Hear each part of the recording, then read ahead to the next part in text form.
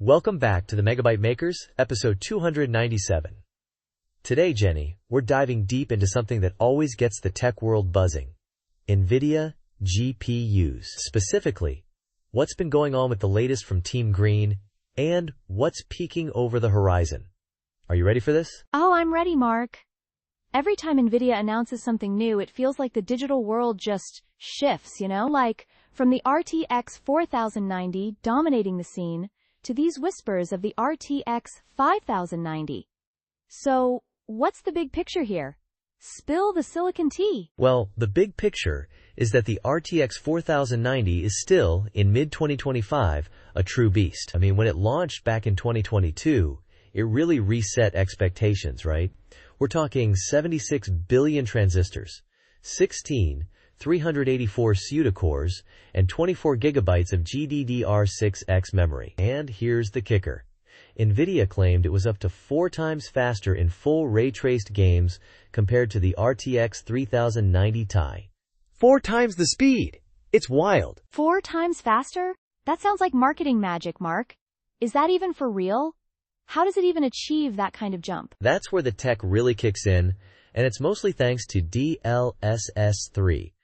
Think of DLSS 3 as a wizard, or maybe a master illusionist. It uses AI to generate entirely new frames times the frames the game actually renders.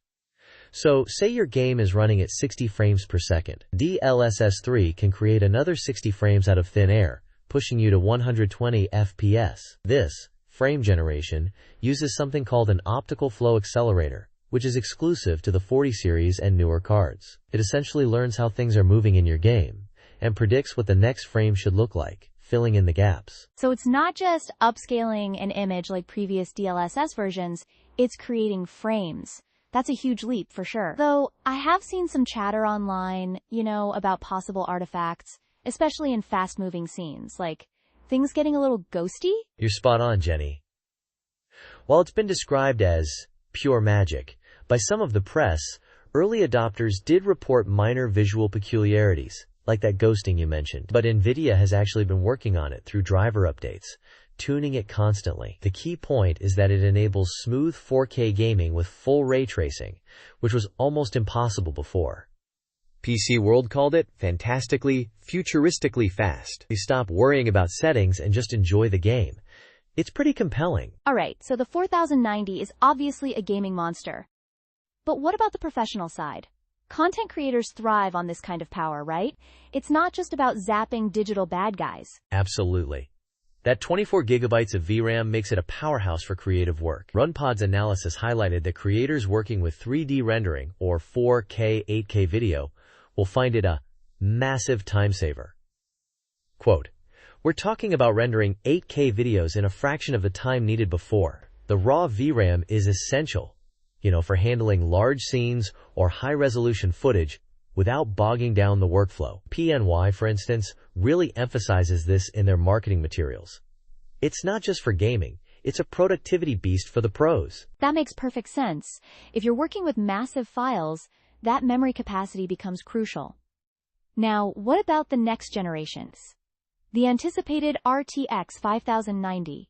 We've heard whispers, but what's actually out there about it? Anything verifiable, or is it still just wishful thinking? The 5090. This is where it gets interesting, because while it's not officially out, we have some very intriguing projections, primarily from BOXX's comparative analysis earlier this year. The RTX 5090 is expected to be based on the GB202 die, part of the Blackwell architecture. Picture this. 92 billion transistors compared to the 4090's 76.3 billion. That's a solid 21% jump right there. More transistors means more computational power. 92 billion transistors. That's just a number that's hard to even wrap your head around, honestly. What does that translate to in terms of real-world performance or features?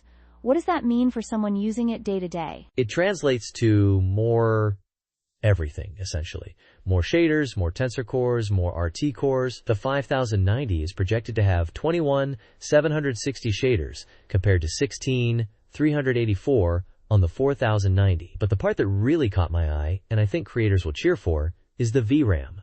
Projected 32 gigabytes of GDDR7 memory running at 30 gigabits per second. That's a considerable bump from 24 gigabytes GDDR6X at 21 gigabits per second. So not just more memory, but significantly faster memory too. It's a noticeable upgrade. 32 gigs of VRAM? So the 24 gigabytes on the 4090, while substantial, was still perhaps a pinch for some extreme pro users then, and now they're going to boost it even more? That's good news for them. Exactly. For the most demanding 16K video production or massive architectural visualization projects with incredibly detailed models, that extra VRAM is a significant advantage. It means less swapping to system memory, smoother interactive work, and faster renders. It solidifies NVIDIA's push into Neural Rendering 2.0, where AI is not just upscaling but truly generating visual elements. It sounds impressive. But let's talk about the big elephant in the room: power consumption. The RTX 4090 already has a 450 WTDP. If they're making the 5090 even more powerful, is the energy draw just going to keep climbing? And what's that mean for the environment? Our electricity bills? The real-world impact. That's a critical point. And it reflects a growing tension in the industry. The 4090 matching the 3090T's 450 WTDP while delivering double the performance per watt was a sign of efficiency gains. But yes, absolutely, 450W is still a lot. A single 4090 consuming more power than a modern gaming console during gameplay is not insignificant when you start thinking about the bigger picture. I mean, if you're running a whole render farm with a few of these, or even just a few enthusiast PCs in one house, the electricity bill must be wild. And the cooling requirements, too. Your room would be like a mini data center. It would. And this is where regulatory pressure, like the EU's new energy efficiency labeling for discrete GPUs, comes into play. It forces manufacturers like NVIDIA to think harder about idle power states and overall efficiency, not just peak, raw performance. Especially because AI workloads, like running Stable Diffusion, can consume vastly more energy than CPU-based alternatives for similar outputs. So the green aspect is becoming more and more relevant. So it's a balancing act, pushing boundaries for demanding tasks, but also needing to be aware of the environmental footprint and user costs. What about the user feedback that we've seen? How are people actually reacting to these cards in the wild, the everyday user? Well, user feedback, especially from forums and Reddit, shows a bit of a split. On one hand, 4K and VR users are incredibly satisfied. They say the 4090 transforms 4K gaming and makes titles like Cyberpunk playable with all ray tracing effects enabled. On the other hand, a lot of the community feels the 4090 is overkill for 1440p.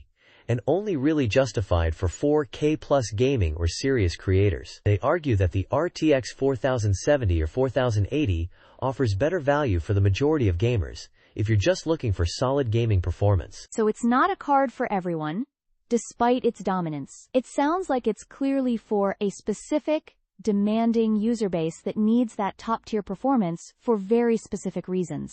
And if you're not in that group, you might be looking at a more balanced option. Something that doesn't break the bank? Or your power meter? Precisely. The general sentiment is that if you're not leveraging ray tracing, DLSS 3, or that massive VRAM for intensive content creation, you might be paying for performance you don't fully utilize. But for those extreme workloads, or the enthusiasts who demand the best, the 4090 is still the gold standard. And the 5090 is poised to raise that bar even higher, really pushing the frontiers of what's possible in gaming and professional applications. It's truly a marvel of engineering for that audience. It's fascinating to see this constant push and pull between raw power, efficiency, and real-world applicability. So what's next? What are we looking out for from NVIDIA in the coming months, years? The big one is the official announcement of Blackwell and the 50 series details. We've got projections, speculations, but a formal unveiling would confirm precise specifications, release dates, and more importantly, how NVIDIA plans to handle the power and value discussions going forward. And for us tech nerds, seeing how Neural Rendering 2.0 actually plays out in real-world applications will be captivating. We're stepping into an era where AI isn't just assisting graphics.